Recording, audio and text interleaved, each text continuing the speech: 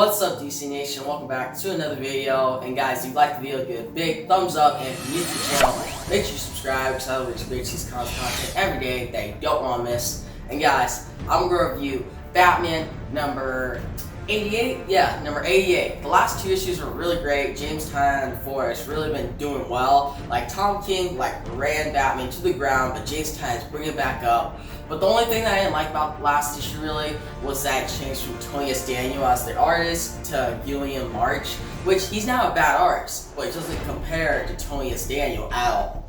But guys, he's the artist in this issue again, which, even though he's not Tynion Daniel, he is better. Alright, he does pretty good in this issue. The action sequences look top notch, it's really cool. Even Catwoman looks really good, and then Harley Quinn at the end, that was a big surprise. That was pretty cool. And yeah, seeing the Batmobile going, he did better this time around. Last issue, it was made because it was jarring, going from Tynion Daniel, awesome art, to more middle of the road art. But in this issue, it looked like Gillian March really stepped it up. He's no Tynion Daniel. But at least it looked like he didn't rush his work in this issue. He actually went for it and shows it here, and that's really cool.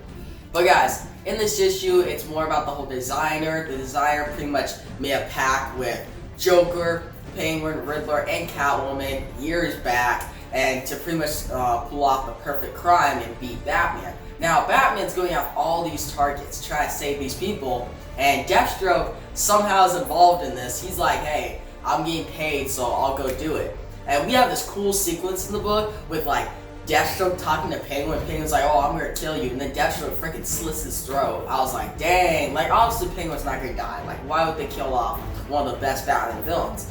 But it adds a lot of suspense to the story, and seeing Batman just grabbing, holding his throat, and Penguin's pretty much clinging to life, telling him, hey, you have to beat this Batman, even I'm dying now. And you see Penguin, he's kind of vulnerable. And Batman's actually feels bad for him. And even Deathstroke says it's you have no Catwoman here, you know a bad family, you don't have no cops here, so why are you trying to save this villain that's been a problem to you this entire time? Which, it makes sense, but he's Batman. And I like that. He's going after people, he's a badass in this book, but he also takes time to save Penguin. Because I don't want Penguin dying.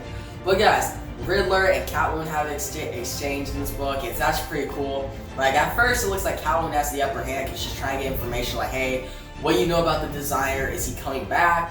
Which it may be a he or she, it's somebody who's ruining all of this, and actually all these villains fear this villain. Well, except for the Joker. I don't know where the Joker is, which I'm really interested to see where he is in this whole conflict. But pretty much Catwoman's telling Riddler, hey, I can kill you. Yeah, I'm with Batman now, but I'm still old Catwoman where I can kill you if you disobey me and not listen. And eventually it looks like the tables turn. Riddler then gets the upper hand. He starts telling Catwoman, hey, what if Batman finds out that you made this pact a couple years back? Will he still love you? Will he consider you a villain? And will you just be dumped in with us? And he's like, I'm happy that you'll be the one villain that will fall even farther than all of us. And Catwoman pretty much goes insane. Not insane, but she lashes out a little bit. And Riddler pretty much wins that conversation. And that's when the designer, some of his goons show up and pushes her into this coffin thing. Which in this coffin you see a dead Joker, which obviously wasn't dead Joker. Joker's not dead.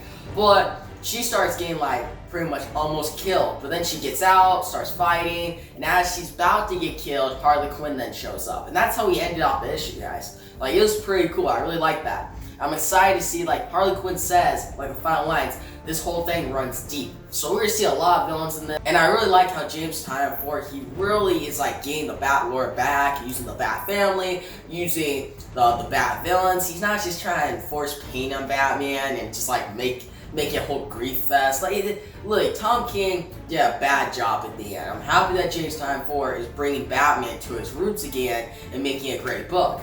And guys, another thing in this issue, we see another piece of tech from Lucius. Lucius is a great part of this book, really great. And we find out that this piece of tech makes any car into, well, not any car. Any car that was purchased from Wayne Manor or from something from the Waynes can turn into the Batmobile. That's pretty cool, and it's actually very effective for Batman himself.